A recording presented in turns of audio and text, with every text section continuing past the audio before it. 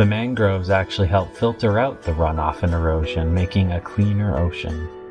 Not only does it help the land and sea, but it also helps fight against climate change, equal to any forest that we know of. It captures massive amounts of carbon from the air and stores them in the mangrove soils. This is known as blue carbon and helps reduce climate change.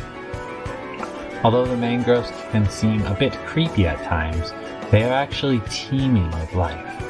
Underwater, they are a nursery for tons of fish and mollusks.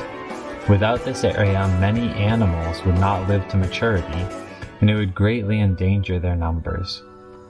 The Keys are teeming with fish, and one of the major reasons is because of our protection of the mangroves.